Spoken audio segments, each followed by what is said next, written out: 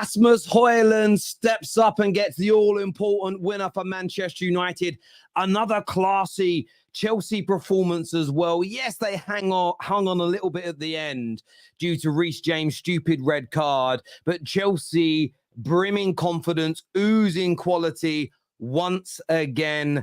They are turning that corner. Poch is turning it round. He has found his formula. He really, really has. But I want your views. I want your opinions on tonight's.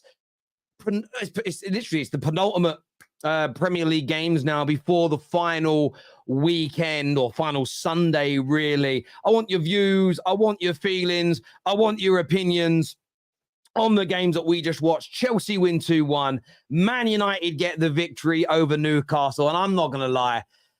I'm going to start with Man United. We are going to go on to Chelsea. We're going to have our panel tonight, so you know what, stay with us. But I'm starting with my club tonight, Manchester United, and there were still some problems. Let me just start by saying that I'm happy.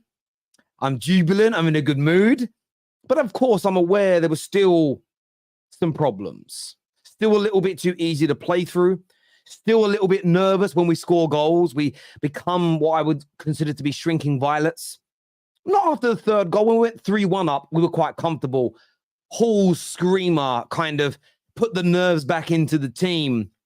But there's still some issues that I have problems with. But I don't really want to focus on them tonight because they've been done to death. We know what the issues are. I want to focus upon the positives. The first positive being Amrabat. Man of the match performance in many people's eyes. I wouldn't personally give him the ultimate man of the match, but the last two games, I think he has been immense. This has been the player I thought we were signing.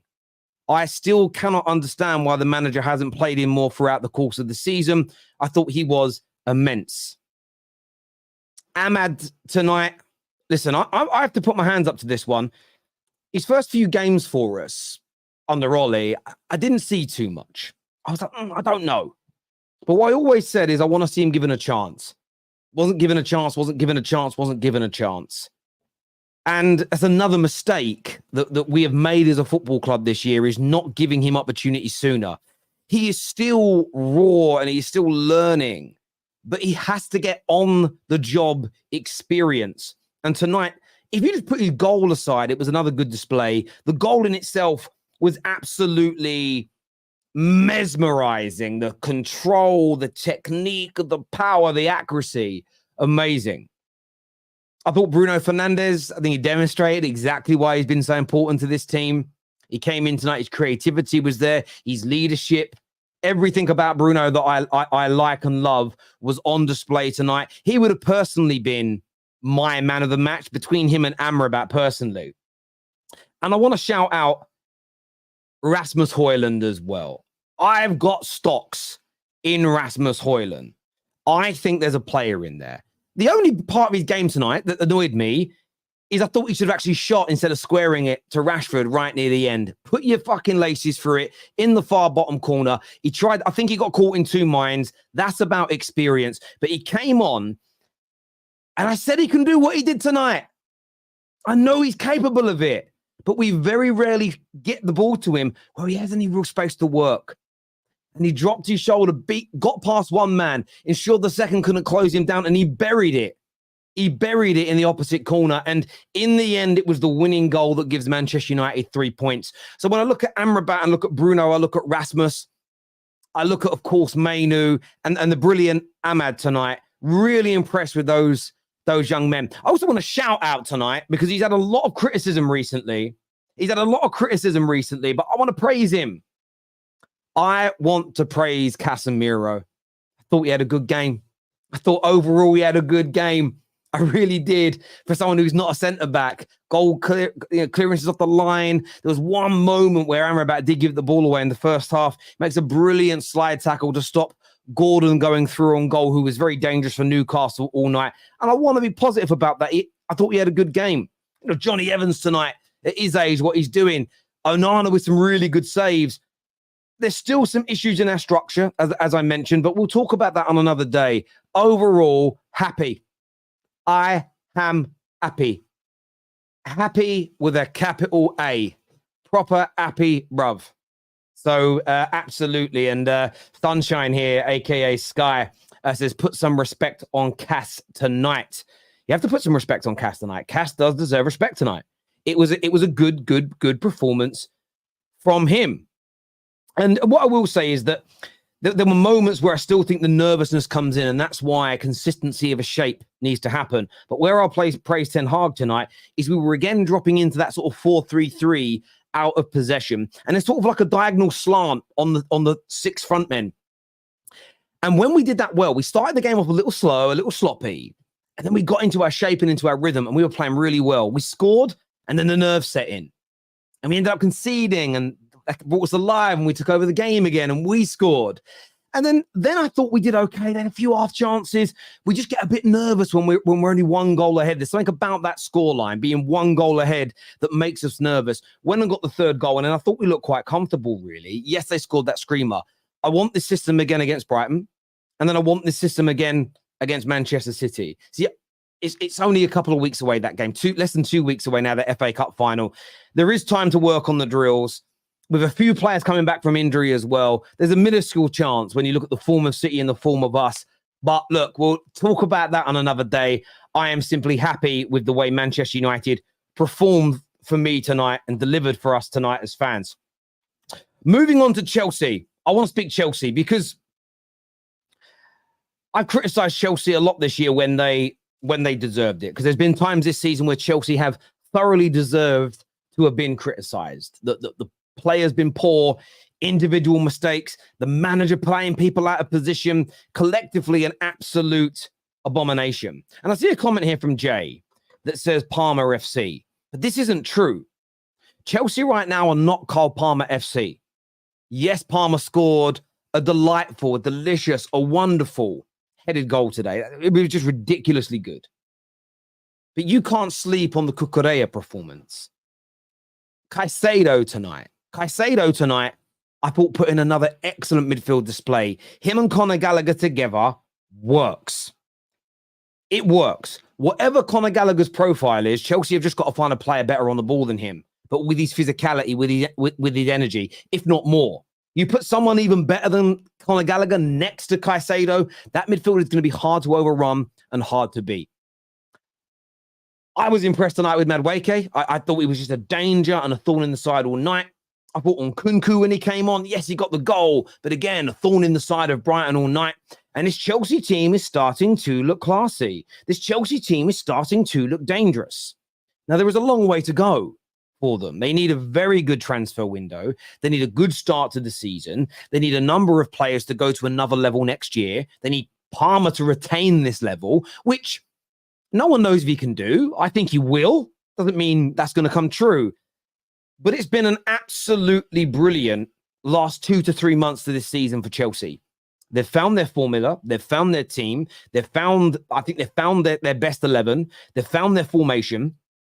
And it's really working well. Now, the end of the game didn't reflect the entire... Well, look, Brighton are always in every match because Brighton attack well, okay? So they were in the match. Yes, they hit the post at one point and they had some good opportunities, but Brighton will always do that to you away from home, invariably. It was only the red card from Reece James that gave Brighton a genuine hope that they could force themselves back into this football match. And it was absolutely stupid from Reece James. You're 2-0 up. You've just come back from injury. You probably would have got a start on the final day of the season. And I know it's not going to damage Chelsea's season. It's not going to damage his career. But it was just stupid. Because if Brighton would have got an equaliser, it would have all been down to that ridiculous moment. It really would have done. And look, Chelsea's turnaround has been excellent. Absolutely excellent in the last few months, as I say. I was someone that was really questioning Poch. I still have question marks over him. But he's stopped making the mistakes that he was doing before. He's not playing too many players out of position. He isn't making the team awkward in that regard. He's got people playing where they're meant to be. He's allowed players to get ahead of steam and create some form. You see that with Madueke. You see that with Jackson. You see it with, I know he came off, and by the way, Tariq Lamptey should have been sent off. I cannot fathom in 2024 with VAR how to have no evidence. You could see he smashed him, and he obviously had to come off the pitch from there. But it's the run of games in this formation, in this setup, that's starting to pay dividends for Chelsea. And they're ending the campaign well. And with a good summer and a good preseason, they could very well be a thorn in the side of everybody next campaign because they're starting to look dangerous. And you can see it. And I know rivals will say Palmer FC and X, Y, and Z, but you can't ignore quality football when you see it. The performance is what stands out. The performance of Chelsea in the last 3 months, it's got better and better. There's been a few anomalies within it, but that will happen to a team finding its feet. You know, and if they'd lost the final day of the season 2-1, but played okay, don't throw baby out with that bathwater. Don't throw all that's good out just because there's some bad elements. Chelsea are going somewhere. I really do think Chelsea are going somewhere. I'm going to go to your super chats, and our panel is coming on for you tonight. First,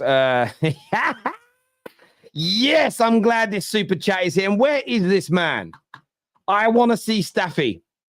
I need to see Staffy. Not because I'm going to have a pop at him. I just want to ask him if what Rasmus did is what he was talking about. Staffy, Rasmus can't make his own shots. He can, but you need to give him a little bit of space. You need to find him when he's in space. So we did. We got the ball to him early, scored the goal. Chelsea can finish 5th if they win and Spurs lose. Now listen, if Chelsea end up finishing 5th. Oh my days.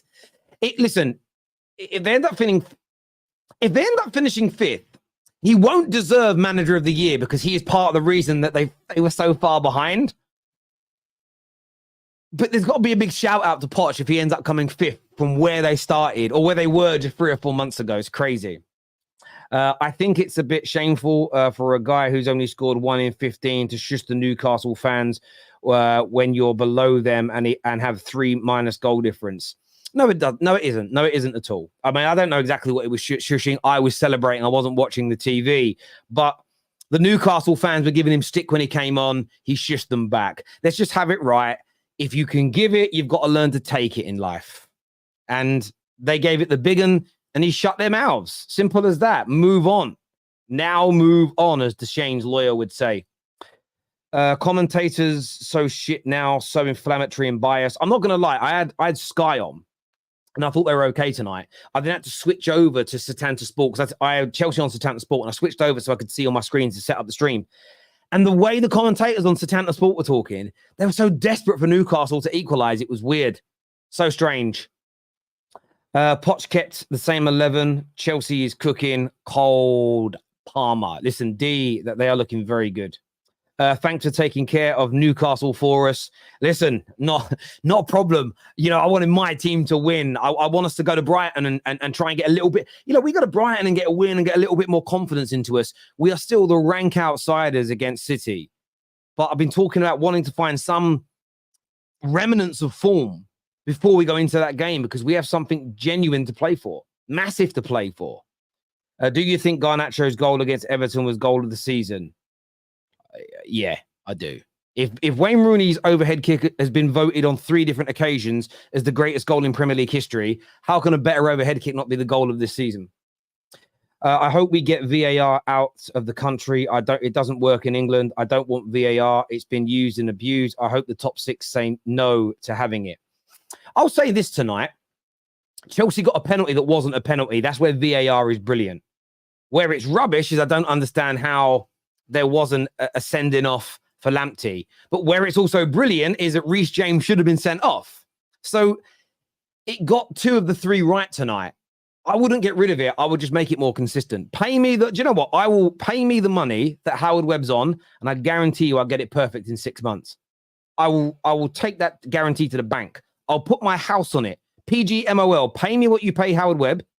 I'll put my house up as collateral, so you get to own my house. Let me run it for 6 months and I'll fix it. It's not bloody hard. It's simplistic. Do you think? Yes, I've already answered that question. It definitely goal of the season. The James siblings need anger management ASAP. Not really. I think that's a bit of a stretch. Lots of footballers have done this in the past. Lots of footballers will do this in the future. It was poor from him. It was a mistake from him. Somebody here says, what house? Oh, the house I own. That's what you put up for collateral, brother. Big man things. James is stupid. Lamptey should have been off. Both Lamptey and Jackson disallowed goals weren't really shown, but repeated showing James's kick. Well, this is what the Arsenal fans were talking about with City's first goal yesterday. I saw Jackson's goal get disallowed, and I thought to myself, oh, his foot looked offside, but you should still show us the lines. They should still check those things properly. That's why we need the automated system. Thank you for Fred, 29 months as a member, you legend. Shout out to David. He was absolutely right about Poch. Yeah, David's been proven right. Husam, who's coming on a minute, I think he's being proven right as of right now. As a United fan, I'm upset with this win, despite being nervous at times. Sorry, I'm upset with this win. Despite being nervous at times, they played okay. Ten Hag could have made a change like this earlier in the season. Yeah, look, I understand that train of thought. I've thought very much about it. There's very little we can do about it now. I'm just vibing out on these games, and we won today, and we got to see some really. I mean, the opening goal, Sky Sports didn't do it justice. The opening goal started with the ball inside to Bruno, where he did a wonderful turn and pass. It was a really good piece of play from Man United overall. The second goal was, I think all 3 goals tonight were amazing. In fact, all 5 goals were absolutely great. But yeah, I'm not disappointed anymore. I'm over that. We've got 2 games left. Let's try and end the season on a high. And then we go into the summer for the first genuine rebuild we've had since Fergie retired.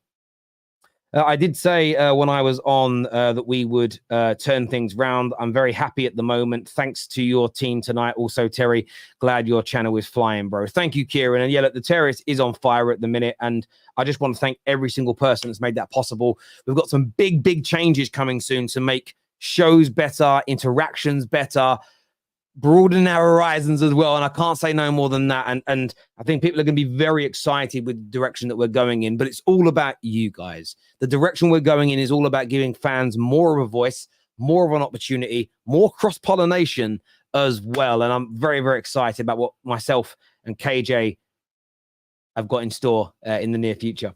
That's all I'm saying right now, though. Keep your eyes peeled, mother. I didn't want to swear. You know why Lamptey never got sent off checking the badge. Listen, all VAR is a badger in reality than it was. Is a badger in reality. Mates, Wolves started it off because of their rigged refs. Wolves would have been 7th. Look, I understand people asking for it to change. I don't think we should get rid of it, though. I think we need it to, Brighton vote for it to go out, and then they suddenly concede that opening penalty. That's going to do my nutting. They just need to be more consistent and stop protecting refs and go for the right decisions. I'll give you an example of where it works well. So there was a penalty shout for Newcastle tonight. Newcastle fans will say it's a pen. I think, I've said before, I'm in 2 minds about when players accidentally trip each other up when they're running. But we saw one in the North London derby not given. We saw one in the Spurs versus Burnley game not given. So it was absolutely correct that this one wasn't given. And that's what I mean by I could fix VAR in a minute. You'd sit there weekly in your meetings with the refs saying, right, we've overturned we've not given this penalty now 4 times on the bounce. So any other time now that there's an accidental trip when players are running in the box, we cannot give the penalty. If any of you give it, you're going to lose a week's wages or whatever it may be. You're going to get a smudge against your name. That's easy and it's done. And you sit in the room, in the booth, and, referee's giving a penalty. No, that's for an accidental trip. We're not giving those. We're overturning it. Boom. 30 seconds. So easy. It's so easy. I feel like it's easy. If you ever seen The Wizard of Oz? If I only had a brain. It's like that. If you have a brain, it's simplistic. But when I look at some of the referees, you can hear clicking. And that is their 2 brain cells snapping together. That's the problem with it. I think I had another super chat. I accidentally unstarred it. I'm going to go back and find it. Here it is. Here it is. It says, for the love of God, I don't understand why Amrabat hasn't been playing. This is a conundrum that I do not understand. It gives me a headache. It gives me an headache, Andre. It doesn't make any sense. Now, I don't think he's been perfect, but you need game time to get used to the Premier League. This man got started left back, made a few midfield appearances, and then was used as a sub for like 4 months. and he's come in the last 2 games, and there is green shoots of hope there. Imagine he actually got played regularly this season. Who knows how much better we may have been? Do you know what I mean? It's a madness to me. It's a madness. And by the way, that block that he made stopped Isak from scoring. Whew. It's annoying, really, because I finally got the Amrabat that I thought we were signing, but my manager started to play him with 3 games to go. Ah, Jesus, do you know what? If the manager leaves, I wouldn't mind the club putting in a little cheeky bid to keep him. I really wouldn't. But there we go. Panel time now, people. KJ's here. Husam is here. Mo is here. Winter Surfer's here. Deezy's here. Stratford Steve in the house as well. Welcome back, everybody. KJ, we won. We won a flipping game. Honestly, guys, I'm happy. Y'all was saying I was moaning and miserable last game. Listen, I'm happy. Look, I'm smiling. My children scored, got an assist. Mainoo Amad doing their thing. Bruno showing us why, as much as he's a divisive figure at Man United, as much as it's going to be, if a bid came in for like 80 million, the question is, will we sell him? Will we keep him? He shows that he can be a quality player for us today, and he can be a quality player for us in general. So it's just all round. It's our best display in a good while. I'm happy with the win. I'm happy with the way Ten Hag set us up structurally. There are massive issues that still are there, but at the end of the day, we want him to win. We want him to win. We want Man United to win, and we won a game, and we won it well. And the goals that Newcastle scored, like that Lewis Hall won, you can't do anything about that. That's a flipping screamer. So respect for that. That Gordon's one is a cutback. If we all score cutbacks, and that's an issue. But at the end of the day, fam, happy days, man. Happy days. Terry, you said something in your opening statement. One second, let me just do one thing. I'm still here. I'm just wiping my camera. Right. Terrence, you said something at the start of the stream. Yes. Where you said, oh, Amad's first 3 games on the Ollie, I didn't really see much. Bro, the man scored a backwards header to give us a lead in the Europa League quarters on his debut. And then every time he played for us, he was like getting assists or playing really well. I don't know what you wasn't seeing, my brother. Maybe it was the heights. Maybe it was the no. Listen. I hear you. He's always been talented. Cole here also calls me out, and Terry said he hasn't seen anything special in Amad. This is why people question your ball knowledge. Now, what I'll say, Cole, on that is, I'm going to be arrogant for a minute. I very rarely do this. I've got one of the biggest fan channels in the world, so I think there's a lot of people that respect my ball knowledge, my takes on football, my conversations around them. But what I'm talking about is when I see youngsters come in, I have a standard for youngsters, and they have to dazzle me. And do you know what's interesting? When he came on against Liverpool this season, he dazzled me. The game, he barely started after that. And then the game against Arsenal. Why always me, man? I like seeing that. Then why would you? Then again tonight, I look at him and go, now that's what I want to see. I know he scored that backwards header. I didn't say he wasn't good enough. I said that I just hadn't seen anything and I wasn't convinced. But what did I also say, Carl? KJ, what did I also say? There's a player in there. There's a player in there, and I want to see him given a chance. So I'm not sitting there. If I don't see it myself, I don't sit there and go, I don't start up a big old agenda and do this whole, I never want to see him kick a ball because I've just seen Staffy in the group chat. Like a few people having a little bit of fun with him because he scored. He goes, I hope you all saw that shit pass. It's like, that's an agenda. There's no reason to be angry tonight that RASMUS, it's one of them ones. I'm happy. So like I always say, if I predict something or I make a comment and I end up being wrong and it's a thing that makes my team better, I'm very, very happy. And look, Amad for me, going back to you, KJ. Yeah, one last thing as well. It is frustrating. The one thing that is frustrating, the Superchat said it. I'm not going to say I'm upset with the win because we've won. But it is frustrating that for the whole season, Ten Hag was playing his kamikaze football, island midfielder football all season. And it's only just now he decided to actually bring the midfielders closer together, bring the back line and the midfield closer together, play Bruno in his actual position after striker and not this deep line playmaker who's trying to make him do throughout the season. Like, it's just like, Eric, these are the reasons why we liked you last season and we wanted you to build upon that this season. You decided to go madness. Now everyone doesn't like a lot of people don't like you.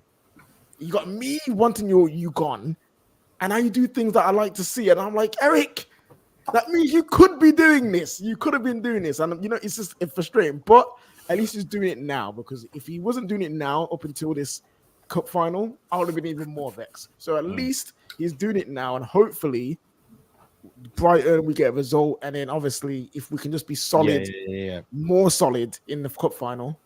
No, I agree. And just for people that maybe are new to the terrace, when you say that he struggled with the knee injury, nothing I've said about Amad is to do with this season. When I watched him last campaign, did brilliantly when he was on loan. I said I was excited about seeing him in the team. I'm talking about my first impressions of him when he first came in. I wasn't particularly impressed. But what I also stated is I want to see him get a run of games. You're talking about a comment I made 3 years ago, not something I've said this season. So there's just some specificity on there for people when it comes to that. Winter Surfer, really important win again tonight for Chelsea. I know it's the end of the season, but you want to end as strong as possible. You've got a chance of 5th place now. But another night where you just look like a very, very classy team for large parts. Whoa. Thursday night's booked. It's Listen, I'm eyeing up Spurs in 5th place right now. That's what I'm doing, because I might as well. I am eyeing up Spurs because let's face it, they're not playing for anything. It was a very good performance. I'll just say on one hand, Reece James, you're an idiot. An absolute idiot for what you just did today. You're out for the 4 games now, I just found out. He's out for the first 3 next season as well. Absolute moron, but I'll get that out of the way. Yeah, we played well for most of the game. Cole Palmer's goal, what a header that was, the way he directed that in. And Cuckoo finally got to see that balloon celebration in the Premier League. So that was all good. Tick. But like I say, big up for Caicedo again. Massive performance going back. There can always be one thing. You can always sometimes struggle going back to a club like that. But it was just an all-round good performance. Cucurella again, sort of mixed up to left. He started off left back, then inverted and went back to left back. It's an all-round good performance. Poch is picking the same team, which is also good. And we're starting to add our injuries back to it at the right time. And like I said, I don't care if it sounds arrogant. I think we can finish 5th because I don't think Spurs are on the beach. Spurs play Sheffield, though. That's the problem. I know. I'm thinking they'll do a Spursy thing. They'll be 1-0 down until like the 7th minute of injury time, and then score an equaliser to finish a point ahead of us. But listen, the Poch in and out debate for me is not a debate anymore, because I think he'll stay anyway if we finish in the Europa League spot. But yeah, so it was a very, very good performance, and I can't say anything more than that, really. I like to say, apart from the other VAR stuff, I agree with the penalty, but I just can't believe Lamptey I can't believe Lamptey didn't get a red card. I don't know. That's the thing with that. It's not VAR. It's the people running VAR. That's the problem. And it's not VAR's fine. It's absolutely fine. It's just the idiots that they can think. Someone thinks Lamptey's was on a red card. Reece James was a red card, obviously, but I just don't know what anyone's thinking. But we move on. Bournemouth at the weekend finished strong, finishing up 3 points, and let's see if Spurs could be Spursy one more time this season. Yeah, they are playing Sheffield United, but with the mentality they demonstrated last night, and the sort of and the weird sort of turmoil that's fallen over Tottenham in the last 24 hours, with most big and in sort of fans, they've all turned on him because he's basically said they're all a bunch of losers, and they're all upset because they've been called out by their manager. And we know these things creep into dressing rooms, or they can creep into dressing rooms. Deezy, talk to me, brother. Yeah. I'm not gonna lie, bro. I am one game closer to never having to think about this season ever again, bro. two games, bro. 2 games. Yeah, I said 1 game closer. So that's what matters to me. Normie and I think as far as this game goes, I think anybody that is upset about it, I don't think you're being fair, because all we've asked for from Ten Hag The reason why I was like, this guy has got to go is because he refused to try something else. Don't ask me why he's decided that now when there's nothing to play for and the season is finished, you know what, let's try something else. But he did try something else. And honestly, I think we played some really good stuff. I saw some combinations. On the right, Amad was actually, you know, interchanging 1-2, cutting around players and that, creating space. Bruno Fernandes was a shadow striker, false nine kind of situation. He was away from where, you know, if he loses the ball, he's gonna be a nightmare for us, which you love to see. McTominay's McTominay. We won't talk about him. He didn't really do too much.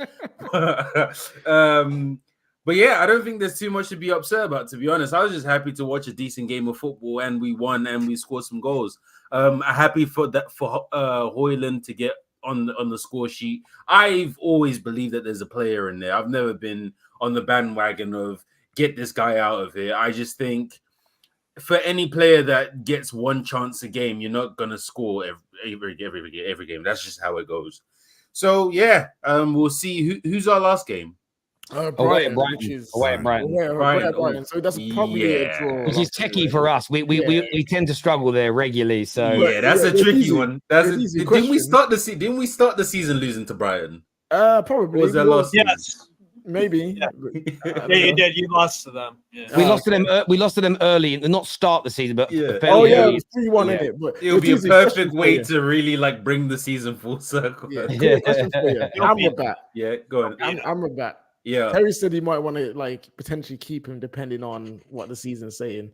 What you think? Do you think he's a player that we should invest in? I don't understand what Amrabat is. I said it in a group chat while the game was going on. I was like, what the hell is going on with this guy?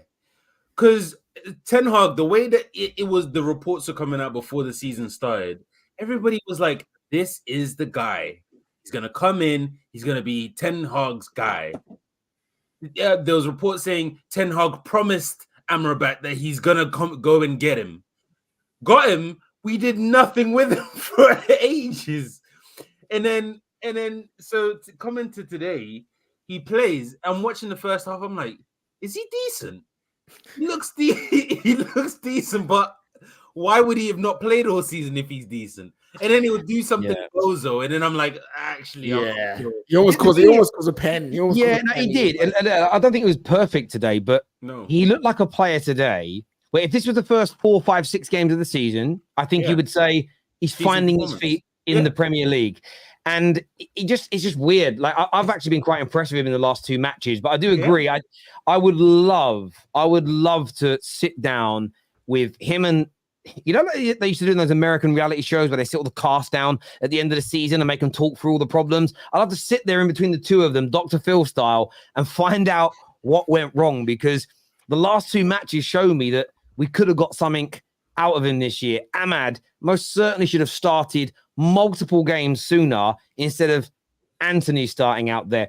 I know we had some times where Garnacho did okay on the right, but Rashford's had a terrible season. So why, Lord, was I know he was injured for the first part, but why sooner wasn't Rashford taken out and Amad given games? And another thing as well today, and this isn't even a dig at Ten Hag, this is the last 2, 3 Man United managers. Bruno's had an injury and been out for a couple of weeks. Came back and looked so fresh and alive. We overplay that guy to a point where he is knackered. And one of the reasons why Pep's teams are so good, aside from him being a sensational manager, the players being brilliant, is the level of rotation that he brings into his teams. It will stay fresh for longer, and it's so important to do it. And I get why Man United fans be frustrated. And Cedric, I just want to say, bro, I already praised Casemiro early on in the video. He did have a very good game today. I thought for a midfielder playing at centre-back, he was excellent in nearly, even when he got twined up by Gordon, I thought, oh, pen, and he managed to pull out of it. That level of pull-out ability, there's a lot of my friends that were young dads that couldn't pull out that well. I'm telling you, bruv, it was absolutely quality. It was yeah. But we'll see Ten Hag now. We'll see. This is Ten Hag like actually having a lifeline at Man United. This is what we're seeing, the youngsters. Probably. Definitely. Like seriously, I'm watching today. I'm like, he benched Rashford. He played Amad Diallo. He played Amrabat. things look good, they play good football, and players are happy. And I'm like, okay, so Too why little, didn't too this late, happen? Mo. Yeah, but the problem is it's not. It doesn't look like it because the options are fantastic out there. If they were going and getting a top manager, you would say so. But otherwise, this guy looks like he's actually having a showcase for. Yeah, I can do better if I'm having flexibility. Maybe he was forced to play Rashford. Listen, Ten Hag. For me, I'm not a Man United fan, but I think Ten Hag should go. But I'm looking at it today, and I'm seeing someone who doesn't look nervous at all. Someone who looks like he is all right with what is happening. And that is a very scary feeling for like, he looked like he's comfortable at the touchline. To be fair, and I'm like, do you know something people don't know? To be fair, I'd rather him look comfortable than stressed, because right now we need him to have a sound mind so we can have a 10% chance of winning that FA Cup final. So that's fine.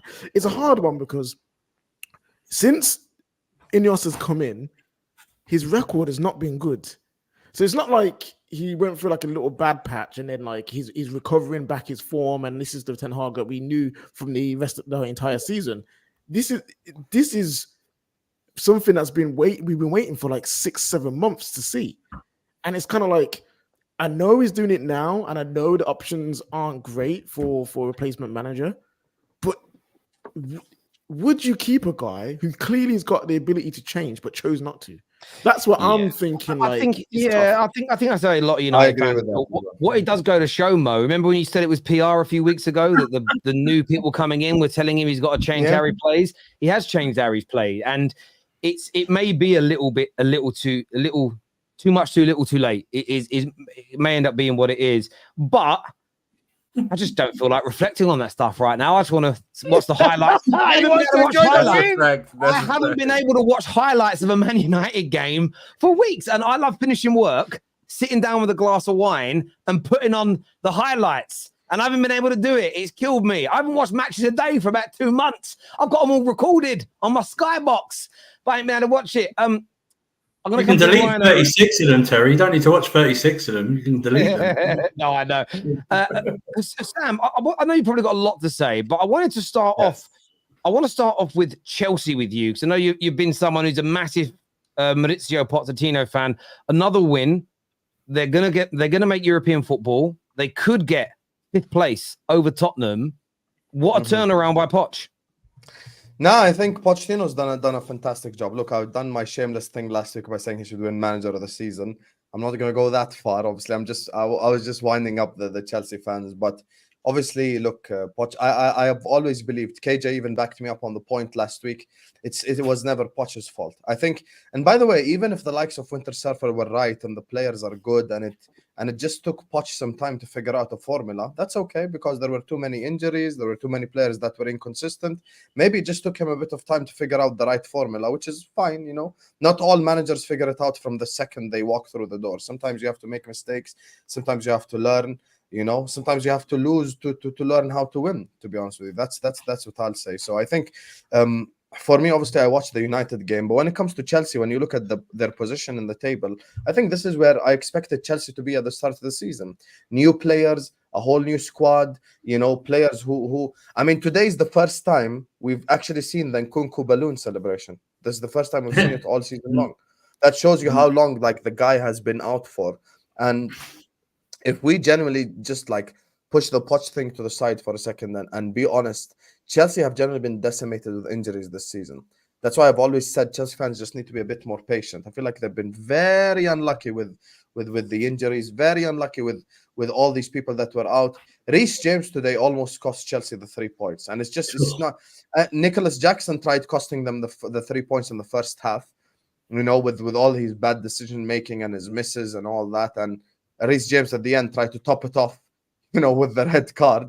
But I think, look, Chelsea are in 6th place. They're only 3 points off of Spurs. People talk about Ainge like he's this next level incredible manager, which I think he's a very good manager, but Ainge can't be amazing, and then you come tell me, Poch is crap when he's literally 3 points behind them. We can't get London Manager of the Year if 2 London managers finish above him. I don't know how that's fair. Fair. To be fair, Fulham are below him and Brentford now, so you're no longer in that box. But we claim London. Wait, hold on. Do today I was getting apologies. Today I was getting apologies by Chelsea fans. Poch inners were messaging me on YouTube and writing chats going like, thank you for defending Poch all season. We believed Husam, we believed that now they're here. It's good. It's good. It's where you expect Chelsea to be right now. And I think just for its stability alone is genuinely a good enough reason to keep Pochettino. Forget football, forget everything. Genuinely, just from a stability perspective alone, it's good enough to keep the guy. The players love him. So the players love him. And these players don't need a third new voice in 3 years. They don't need that. Keep the same voice, keep the same core of players, and buy new players. Now on to United, I want to say this about United, Terry. You know, I was one of the people. Straight facts. I think 3 weeks ago we were asked. They basically put a bunch of strikers together, and I put Højlund above Jackson and Nunez. People laughed at me, and I really think. Listen, Mo, you can face palm all you want. I believe there's something in Højlund. Man United's problem is creativity. It's not Højlund himself. I'm sorry, you cannot watch Man United and think they create so many chances and Højlund misses them. With Darwin Nunez, let me use my own player as an example so people don't take it emotional and take it to heart. We create so many chances, but Nunez misses them all. That's why I can say he's a crap player. With Man United, there is a creativity problem at that football club. Today, he created for himself. Even today, when you watch today's game, which chance was created for Nunez and for Højlund, sorry, where you just go like, okay, Højlund, go ahead, score. This is a one-on-one for you. This is a blah, blah for you. And at the end there, I'm going to be honest with you, I have a little bit of a conspiracy theory. I'm going to end on the conspiracy theory. When it comes to the last chance that you guys had, when Højlund was running through, I think the reason why he didn't shoot is because he was scared of Rashford. I'll be so honest. He was scared of Rashford's reaction, so he just passed him the ball. That's why. I think he got caught. I think he got caught in two minds. I know you're joking, but I think he got caught in two minds. Do I shoot or do I pass? And that was a mistake from him. But I mean, how many off times has he been in that situation this season? Like it's you've got to create an abundance of these situations for players to learn and adapt from. You know, Cole Palmer this season has been brilliant, but he wouldn't have this level of GA if the system was so bad the ball weren't worked into those areas. Certainly couldn't, in my opinion. But fair enough. Fair enough. I think Højlund's finishing is really good. I think you just need to create him more chances. I could see him being. Here's the thing: not every striker need to be Ronaldinho. Not every striker need to be dribble, pass, do all this incredible stuff. Some strikers are more clinical. Some strikers are better in front of goal. But in order to bring the best out of them, you need to be able to have creative players around them. And I think if he played for us, he'd bag. And one other player I want to give credit to, two actually, is Mainoo and Diallo. Mainoo and Diallo today were both incredible. I can say that even as a Liverpool fan, I thought they both cooked on the football pitch. And I'll say one last thing. I know I've said one last thing probably 100 times. I say one last thing on the Ten Hag thing. I know what Mo's doing, and I hear it because the manager market stinks. Today on Straight Facts, after the stream, go watch it if you have some time. Today on Straight Facts, we were asking Terry about Thomas Frank and Potter and stuff. So I hear if Mo says Ten Hag are better than these. The problem is, bro, I'm joking. He's not better than these. He's not. No, okay, but the point is, he's changed it too late, Mo. It's too late now. Bro, he's not better than them. He isn't. He is not. No, I think he's better than Potter. He's better than as Thomas a coach. Frank. As a coach, he is not better than Thomas Frank and Graham Potter. Yeah, I agree with that. Wait. So wait, Mo. So your point isn't that you need to put more on this. I was joking. Never mind. What are you guys joking about? I knew you were joking. This guy, and I'm telling you, there will be people now that will say, give him another chance. It's not my opinion. This guy has been clowning at Man United for months now. Come on. What are we doing here? You guys didn't. You thought I'm saying keep Erik ten Hag. I am telling you, watch KJ. Watch tomorrow. Okay, here's the thing I'm gonna tell you.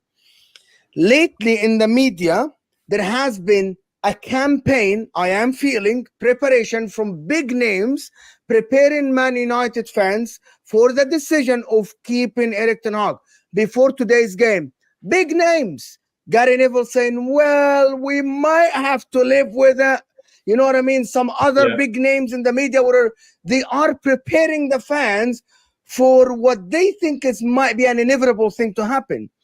And I'm telling you, some fans already turned, already saying, well, maybe we stick with him for another year under new organization, and I am telling you, I think this can be a very bad idea. Very, very bad idea. I Right? think I was going to back you, by the way. I was going to say Mo did say No, today- bro, don't. No, If you don't bite, bro. No. I was going to say Mo today, even in his speech at the start, did say he doesn't think Ten Hag should stay. He actually said did. that. So, I think he is. I think Ten Hag is gonna stay. Okay, here we go. From no way, Oh, if you did know he? me, if you know Oh. me, you know His what head my has position turned is. already, bro. I have hell no, bro, hell no. One more But- year. But from everything that I've seen, One more year. I can almost I more feel year. like it's almost certain that he's gonna stay. I think Oh my I God. think because that he's got a season left on his contract, I think Ineos are kind of gonna fold on the decision and push it down the road. a La little ilaha bit. illallah. I'm not happy about, bro. I'm not happy about it. If just watch the last the last 4 weeks, I've been saying Ten Hag needs to go, and I'm not switching up on that position. I'm telling you what's gonna happen, what I want to happen, and what I think is going to happen. Two different things. I wanted Ronaldo to work out here, but it didn't. One thing this- I will say about This Mo's can be point- disastrous, huh? No, This can no, be no, disastrous no, it for can be, these it can young be. players. It can be. One thing I will say about Mo's point about the media, like you're saying, the media campaign Yes. about him staying. Roy Keane has mentioned him staying. I think Rooney Yes. mentioned him staying, and Thank you. Gary Neville has mentioned him staying. But to be fair to all of them, they were like this with Ollie. Like they have got a track record of staying with the manager until Yeah, and if you notice as well, you could say it's PR from the club. You also notice that Gary Neville, Wayne Rooney, Roy Keane, all three of them, world-class players, but they're part of the Managers Association. They tend to always stick up for managers at any club because they've been managers and they know what it's like, and they kind of go down that route. So look, But you see it from outside, huh? You see the campaign happening from outside. I do see it, but that's because you're not educated on Man United like I am. And Yeah, you of course see, I'm not. No, the same as I don't know about Inter like you do. The club, the club isn't briefing these guys. Do you know what I'm saying? Roy Keane spends most of his time ripping into Man United. So has Gary Neville in the last 18 months. I don't think they're going to suddenly start ringing him up and say, look, there's a little bit of money, start pushing this PR. But I do get your point. Roy Keane backed Ten Hag to stay the other day. I know. I'm telling you, bro. Guys, but like I just said, Managers Association. I want to move on because we're going to run out of time. Rhino, what you here to say, bro? You're on mute, bro. My bad, yeah, big up. Speechless. Yeah, listen, Ten Hag, too little, too late, man. I don't want to hear none of this Ten Hag. Oh yeah, let's keep him. It's time. Too little, too late. Everything that we're seeing now is some things that he should have worked out from a long time ago. You know, from when Amad is scoring quality goals, even the game before when Amad is showing certain little elements of how good he can be. He's a lot better than putting anyone else on the right. So, you know, I'm happy for the win at the end of the day. I think there was a lot of elements of good play. You know, I'm happy to finally see United, especially the first half, play a decent game of football. It's not the best. It wasn't perfect, but compared to what we've seen overall in the season, decent game of football, a lot of link-up play. You know, you're seeing Amad and Kobbie Mainoo linking up. You're seeing certain patterns from Amad, Kobbie Mainoo on the left side, overlapping with Dalot, and you know what I mean? So, I'm sorry, overlapping with Garnacho, and then you see Dalot a bit just on the inside. So there's certain elements that I'm starting to see repetition from. Same way with Amad Diallo as well. So yeah, it was a good win. I think Bruno had a decent game compared to the overall season as well. He came in and made an impact. He was in the middle of everything. He was actually doing a lot of decent long passes. Yeah, so overall, I'm just happy, man. I just feel like if I stick to Ten Hag, it's too little, too late. This doesn't mean nothing for me. I don't think this means he should get another season. I don't think this means that he's figured it out. It's too late. It's just way too late because he only does these things. Erik Ten Hag has got a track record of only doing these things when he has to. He's only done this because there's injuries, you know, so I'm not really even focused on Ten Hag. And even the last few games when we lost to Palace and all of that, I missed the last show. I just feel like it's gone past judging these players and all of that right now. Yes, I can judge the positives, but in regards to like even Højlund getting all the criticism and now he scored a goal, You just need to put this kid in the right system. You just need to manage him well. I know he's not the best. I know he needs to work on his IQ. He needs to work on the reading of his game. But at the same time, what player is going to thrive in this system? No one's going to thrive in this system. If we've got players like Mainoo, who's essentially our best player, regressing, what chances does someone have to even progress and get the best out of them? So this is not an environment for players to blossom. United have destroyed a lot of players over the years. So, you know, and Ten Hag seems to have made it even worse.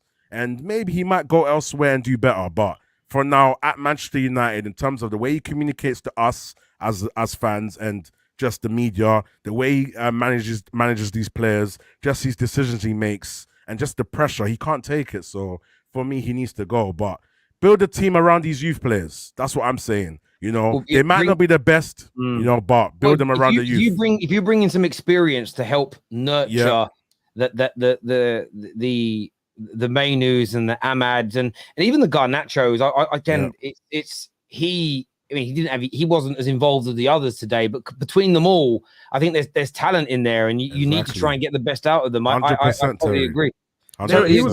He was overplayed this season. That was his 36th consecutive start for Man United this season. He shouldn't be starting. Even Højlund shouldn't be starting, to be fair. But this is where we're at. We're at the bare bones. And what annoys me with Ten Hag, and I don't want to go at the manager. I don't want to be, why are you so negative? I don't want to do all of that. But I have to be realistic. Like, why hasn't Amad been starting? He showed enough. Even from what he did against Liverpool, you might say it's one game, but play him again and let's see what he can do. You started him 2 games in a row, and look how effective he's been. Common sense. It's just common sense to me. So I don't know if Ten Hag has a issue with authority and I don't know what it is. This is what's crazy. He had that Liverpool game. Fair enough, he was banned for the next match. Yeah. But then the next game after that, he played 45 minutes. Then he played no minutes against Coventry. Then he played 35 minutes against Sheffield United, 25 minutes only against Burnley, 10 minutes in the Palace game. And I know we lost against Arsenal, but he's had 70 minutes followed by 82 minutes. And he's done more in those 2 games than everybody else starting on the right, namely Anthony did in those prior matches. And so I definitely get the pushback. Don. Another very, very good night for Chelsea. Palmer again. Ole, ole. Palmer again. Ole, ole. Hey, you know what I'm saying? 41 GA in his first season. Yeah. When people were trying to call me deluded in the summer. Yeah. And I told everyone this guy's a baller. I'm back again. You know what I'm saying? Another goal for this guy. And he could have even got an assist today. 41 GA with no Europe, bro. Oh, but he scored 10 penalties, so none of it counts. And you know what's even crazy about that, Steve? Yeah, this guy has scored a wide variety of goals. Chelsea, Steve. Hat tricks, bro. Yeah, back-to-back Stamford Bridge. You know what I'm saying? Headers. You know, left foot, right foot. All sorts of goals, bro. All sorts of goals. This guy is just only going to get better. And it was so refreshing to see him on the pitch today with Nkunku. Because Nkunku's another one that we've missed basically all season. You know what I'm saying? And this guy just oozes quality. The way he just gets the ball, the natural ability. This is what I say to you, Terry, all the time. These are my favorite type of footballers. These guys that just make it look so easy. Yeah, you think I just like these guys that look good on the eye? No. There's end product on the end of it. Because he came on today and he scored again. You know what I'm saying? And he's barely even played. He's got, 2 more goals than Anthony in how many less minutes? You know what I'm saying? So listen. Listen, when it comes to just on that, when it comes to Nkunku, when you sign him and when you sign Cole Palmer, I was exactly the same as you. I thought you signed 2 absolute quality players in the making. And I agree. And players that have great individual ability and they produce output are the very best. The players that look good but don't produce anything, I haven't got no time for fur coats and no knickers. I just want output. But the 2 you mentioned, absolutely top class. But you as a team, Don, as a team, this last 5, 6, 7 games especially, you've found your midfield partnership that works. You've found your kind of front group that work. And I think Nkunku's got to come into that potentially. But you've really found your formula. Poch has really made it work. He's really turned your team around. Yeah, no, listen, you got to give him obviously props for what he's doing. But the annoying thing, like you lot, what you're saying about Ten Hag, it's a little too late. I don't know why Husam's doing this about, Poch this and Poch that. End of the day, he has proven what a lot of Chelsea fans have been telling you about these players. Because you keep saying these players are crap, these players are this and these players are that. We know these men are not world class. We know that, bro. But end of the day, they're professional footballers. But the way that a lot of people have been talking about these Chelsea players is as if they can't kick a ball, bro. Do you know what I'm saying? And for me, the main thing is... Who's the second guy you mentioned, Don? Who's the second player you Nkunku. mentioned? Nkunku. Yeah, where has he been all season long? Yeah, but bro, it doesn't matter about that. Yeah, but bro, it we've been doesn't set up matter. like this No, all of season. course. No, it Have we been doesn't set up matter. like this all season, bro? We haven't been set up like this all season. You know what I'm saying? And like I said to you, Terry, if week after week I saw that Poch was setting the team up correctly, bro, I'd crash it more on the players because then it's up to the players to go and perform. Do you know what I'm saying? But the same way people say, oh, these players need to be better in front of goal, is the same way that I've got the same logic for Poch. He had to be better tactically. And it's only now where it's showing a little bit of consistency, you know? So listen, if he stays, I hope he carries on like this next season because we can't go back to, you know, depending on Cole Palmer. We can't go back to Caicedo, Lone Island again. Caicedo's even dyed his hair like Cisco now. He's even looking like Cisco in the midfield, running about. Do you know what I'm saying? Baby, the thumb. Victory. Do you know what I'm saying? So, end of the day, like I said, yeah, listen, it's a little bit too late. Obviously now we only need a draw to finish against finish sixth this season. And No, screw it. We're going for fifth. We're going for fifth, though. Wait, hold on. We're going for fifth. I That's what we're doing. want to say about Cole Palmer. I've been looking at this while you've been talking. He has surpassed. He is now, I think it's 3 GA above Eden Hazard's best ever season for you. Yeah. And listen, props to him for that. You know what I mean? Eden Hazard wasn't the go-to for the goals. He was more of an orchestrator, completely different. You know what I'm saying? And for me, people talk about Hazard's goals as if he wasn't good in front of goal. Hazard was a clean finisher, bro. Clean finisher. But the difference was he was just more of an orchestrator, and he played in a bad team towards the end of his time at Chelsea. Do you know what I'm saying? But anyway, this ain't an Eden Hazard. Thing. This is not. Hang on, let me just drag this back. Cole Palmer's also playing in a bit what's been a poor team. That's not a dig. This is not a dig at Eden Hazard in any capacity. I'm just saying, innit?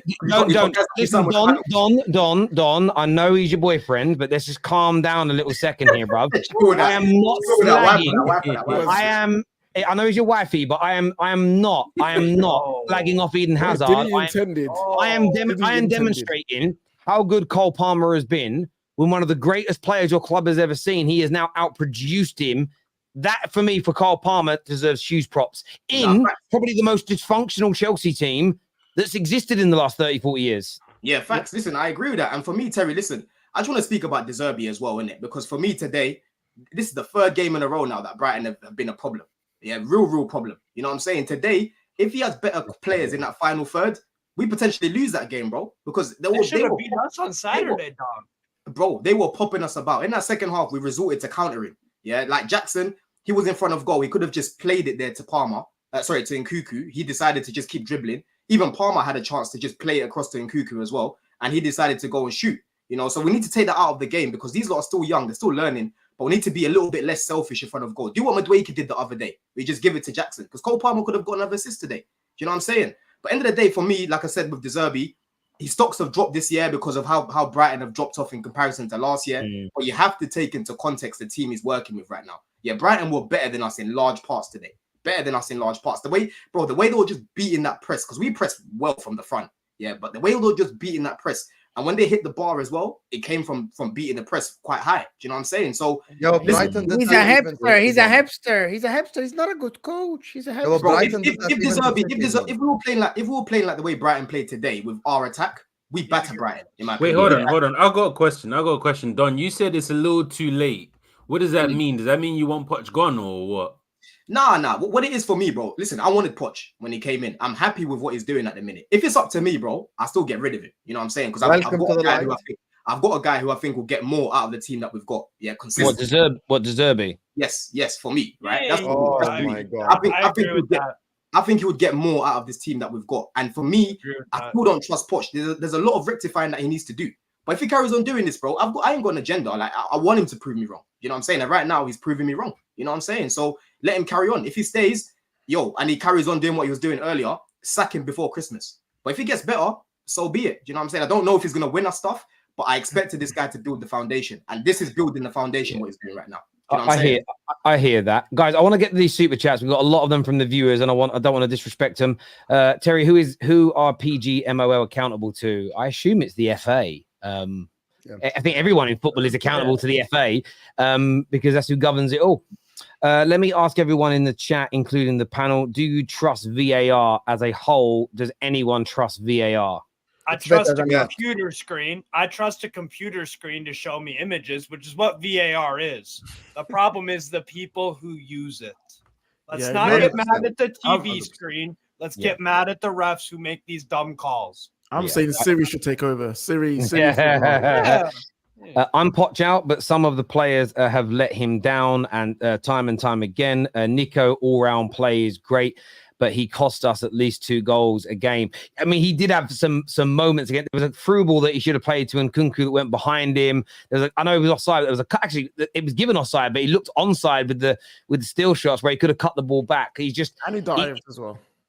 oh yeah, he definitely died for that free kick. Yeah. Terry, it's what I told you a couple of weeks ago. Terry, it's what I told you a couple of weeks ago. Get yourself Chelsea fans nowadays. Look at videos of Solomon Kalou, and you'll be fine with Nicholas Jackson going. But you know, is Solomon Kalou played in the team that was brilliant. So again, if you guys were top of the league, it's like Jack Grealish at Man City. He's been good, but if they weren't winning all these trophies, their fans would be on him. It's just that they're winning, and like Man United fans never used to care about John O'Shea or Jasper Blomqvist because you were winning. It didn't matter. You really hate I don't hate Jack Grealish. I think he's a tremendous talent, but I think for the amount of money that he cost, I know that you do it based on valuation, but you only rather than cost, but you only do that for Chelsea players. Cost 100 million. I think he's been a good signing. I told think you to look at Anthony as an 80 million signing. I told you get finessed. I laugh at it, but I judge him as a 40 million player. And he wasn't 40 million. He was a 25 value player. So you're still adding money. But by the by, Grealish has been a good signing for City. That's not a dig. No, he hasn't. He's been a good. No, I think he's been a good signing. I just want to, but I don't think he's been worth 100 million. But it gets papered over because the team is so good. This is always happening in football. Yeah, that I agree with. He's not 100 million. I'll come back to that one in a minute.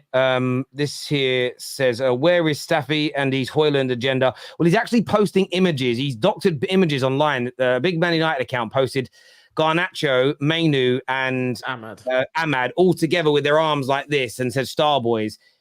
Staffy has edited out Garnacho and reposted it saying the real Star Boys. This is what I mean by agendas. Man United win a game and he is so angry that Hoyland scored. He's attacking our players online.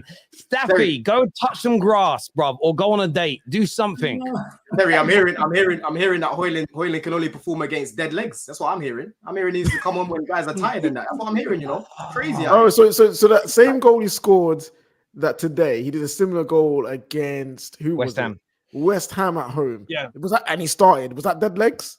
It wasn't dead legs. Don't come here with the agendas. Don't come here with the agendas. But if you turn around and say Chelsea are playing better because Enzo's out the team, he literally has an aneurysm. Do you know what I mean? Hold on. No, this is I'm being shameless right now. You know I like Hoyland. You know I like Hoyland, and I've told you he scores more goals in my team. But for me, I still think he needs to improve on the ball. And in mine, again, hopefully, I agree. And when it comes to stocking players, by the way, boys, we've got something big coming on the terrace soon when it comes to stocks in players. So keep your eyes out for this. Anyway, refs, and it's anyway, I'm not going to reveal it just now. Refs trying their best for getting VAR removed by making repeated mistakes. If VAR is removed, refs can have full control and will abuse their powers. I think refs are trying to get rid of it. VAR is run by the same people that run the refs. It's all their business. For them, there's probably more money in it existing than it is it going because they get paid a lot of money. Reece James should no longer be Chelsea captain until Gallagher is sold. Well, Gallagher's going in the summer according to the reports, and he's suspended. So yeah, you're right. Can I just say something on that? Apparently, he's missing the first 4 games of the season. By the way, next season. No, one last one and first 3. Four games suspension. Wow, that's just such a silly boy for doing that. Silly lad. King Cantona here says it's like these kids think we are afforded to play and have this squad available at the same time. It's like they purposely act dumb, especially Terry and KJ. It's like listening to kids talk. Wait, what? The don't thing is, understand. I think he's trying to say He's we had really players- mimicking Eric Cantona.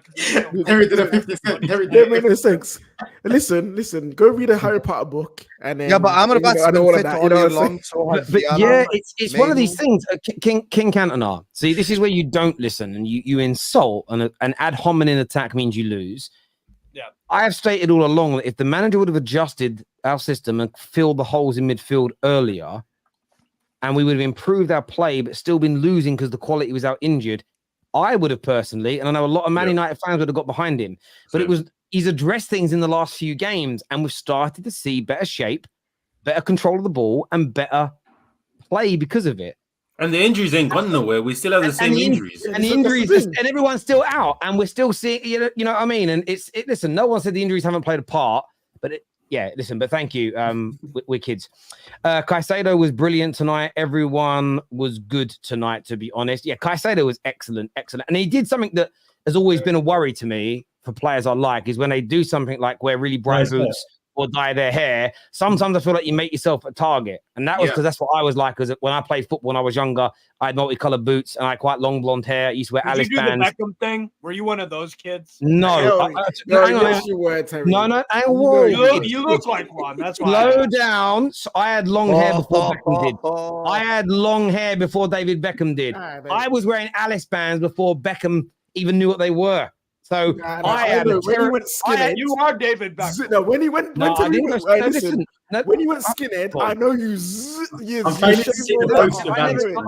I didn't. I actually wasn't allowed. My school had really weird rules. It was an all boys school. I was in East London and shaving your head got you kicked out of school. How mad is that? If you shaved your head at my school, you were kicked out, expelled. We had kids that brought drugs to school and knives, and they got 2-day suspension. Shave your head, kicked out of school. My school was a madness. But no, I love Beckham as a kid. It's true. Steve and the Mag Slayer. First, a Mackham always won. Is what he says here.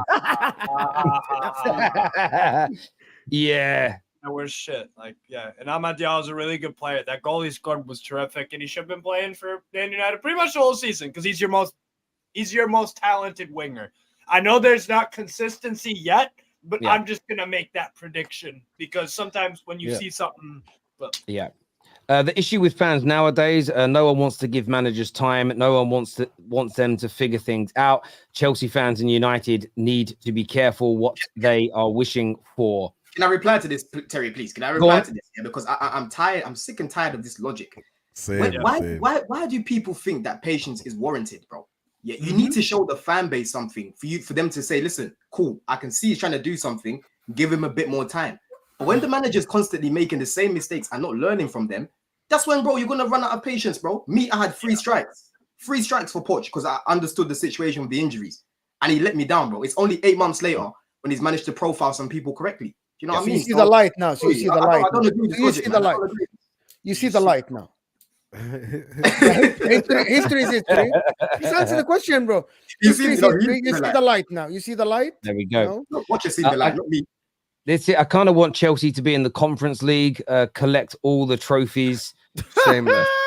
You can't want, like, if you're in it, you're in it, but you want to be in the better ones. Come on. I'm not doing 550. I'm not doing 555 kickoffs. I work. You know what I mean? I need to watch it. Watch out is what's said here. Luxury Cat says London is, I think it means London's blue forever. Terry, my mank. I'm sort of a mank when it comes to football. Are you watching the fight Saturday? Of course, bruv. You ain't a man if you ain't watching the boxing. Who's fighting? Usyk and Fury. Is it Fury and Fury? Oh, what time is the build-up's already been mad. His dad's been going around headbutting. Oh, I saw He's been crazy. A big up to on the panel. Happy with the United win. Big up yourself, Patrick. He was watching Straight Facts earlier. Top man. Cole Palmer has 32 GA in 32 Premier League games. He's third highest in Europe, just behind Harry Kane and Mbappe. Absolute class. No, not good enough. Sensational. Crazy, sensational. Because for all the technique, all the ability, it's the output that takes you from being a good-looking footballer to a proper baller. Let's talk about that header today as well, because that cross from Cucurella weren't even that great. You know what I'm saying? He just put it in an area which was quite dangerous. Yeah. Palmer had to literally lift his neck up and flick it up like if that made sense. Yeah, it was out of this world, and you said it spot on earlier, Don. His variety of goals is astounding, including he's 100% record from the penalty spot, which shouldn't ever be spotted. Terry, that's not good enough. It's not good enough, Terry. Wait, who starts for England? Him or Saka? One set, Deezy. Oh, you're gonna start 32 GA in a season is not good enough because we've seen it when a midfielder outscores Lampard in GA, and it's not good. It's not seen as good enough because there's too many pens. So apparently, your name has to be Gold Palmer. Defense team. So the England question's an interesting one because for me, Cole Palmer he's best at Chelsea when he plays centrally. He does drift. No, because by the way, in their best run of form, Chelsea, where Chelsea have been their best and he's still been scoring, Madueke's been on the right. The problem that he has, Palmer, is that he's up against Jude Bellingham. Now, I think Cole Palmer on the ball is better than Jude Bellingham. I think he's better technically on the ball. Yeah. But you just know with Bellingham's season, he's starting. It's going to be him. But all I'm saying, hey, listen. But on the right though, Terry. Pull of Real Madrid. False 9, Jude. No, you're not going to do that with Kane. Drop Kane. Hey, the Kane curse. Maybe it's the Kane curse is real. Even when it comes to Saka, as much as Palmer's had a better season than him individually, for England, Saka is nearly always brilliant, and I don't think that can be ignored. That's what I was going to say for you, Terry. I was going to say for me, I would still start Saka because he's done really well for England. Yeah, I would start him. The moment he has Palmer on the left. The moment Cole Palmer on the left. Cole Palmer on the left ain't it. But for me, the main thing for me is listen, Saka now has real competition on that side. You've got Bowen there, and you've got Palmer there. So if he's not performing, please don't just keep playing him, drop him, and give someone else the chance. That's what I'm saying. For now, I think Saka still deserves to start. Jude Bellingham. Guys, I want to just try and get really super chats because I'm running well over time here. Sorry, gentlemen. I want to just respect the viewers here. Steve, who do you actually support? Because I can't keep up because you use the word "we" with so many clubs, or is it just me? Okay, in order. Strasbourg, Lazio, Benfica, Bayern München, Rangers. For nations, it's USA, Germany, France, Hungary. You can't support that many countries. Those countries. I have an order. It's USA over everyone. All right. You can't. Steve, you must. I'll be sitting you down. No, you can't. Yes, you can. No, I don't believe you can. I believe you pick one. Like my son, I told my son can have two. My son's half Irish, half English. I said, son, you pick one. And if he picks Ireland, I'll laugh. No, I won't really. But like, you pick one. If you had to, let me ask you a question, Steve. If you had to, if it become mandated by law, you had to pick one country to support and one club to support, who would you pick? Strasbourg and USA. Those are the teams then. Strasbourg, do you know what? Fair play to you. Fair play to you. Pick Strasbourg. I love that. You, by the way, Pete, we can support whoever you want. I'm only messing if anyone's crying. There'll be some people sitting there going, oh, but I support 4 teams. Terry's horrible. Nah, one. Picture of Varane sitting centre circle alone. Oh, I haven't seen any of the footage. Sad. Goodbye, my sweet prince. Thank God Martin Odegaard is not. No, he's not. No, because everyone always writes MO for Martin Odegaard. I like Rasmus, but again, stop. We need to create more chances for him. Excuses. Scott McTominay did more in the striker position today than he has in weeks, making runs, linking up, won a lot of duels on the pitch. Yeah, but he's Did you not notice Scott's role today was different to what a traditional striker was? He was dropping deep in the midfield for most of the game as well. That first half especially. Let's not compare Scott's game today, who's clearly had different instructions to Rasmus when he plays. It's stupid. Terry, remember our bet? Now you have to tell me what the bet is, bro. Do you know how many shows I do a week, a month, a year? Like you need to remind me, my bro. Stability is key. Poch has to stay. Haven't we learned this quick fix doesn't work? It took time to reach here. We need to see how it plays out. Yeah, you've got to stick with him from this point, no doubt. Rhino guy has no football knowledge. He is now annoying. After today's performance, we need. We don't need to be negative. Here we go. Listen, Ket Shadil. Yeah, big up your well spent money. But at the end of the day, I just say it as it is. whether you disagree, the funny thing is people say when you disagree with people, all of a sudden you have no ball knowledge. So I'll just leave you with that one, man. Why would you disagree with a guy called Rhino? I don't understand that. A guy called Rhino. I never disagree. If United win the cup, do they get the Europa League? Yes, they will. If we do, so many trophies. Again, I assume the team in sixth gets it if City win. Yeah, that's what happened. Yeah. How many trophies have you won this season, Steve? 0. Wait, none of your teams have won a trophy. None. Same amount as yours, bro. No, the guys supports Bayern Munich. He supports Bayern Munich, and they haven't won a trophy this season. Bayern Munich are like his banker. Bayern Munich are the team he puts in there just so he can lift some trophies, and even they messed up. Oh, I love it. I love it. I love it. I love it. I love it. Big up Terry and Husam. Just me and Husam. You guys are fair. No disrespect to the rest. I appreciate that. Thank you. Milan, Bayern, United, Madrid are the four most prestigious clubs to ever grace the game of football. Trophies plus legacy dictates a club's prestige. Agreed. In there as well. I would put Liverpool into that category as well. As much as it pains me to say it, I need to be fair as the host here.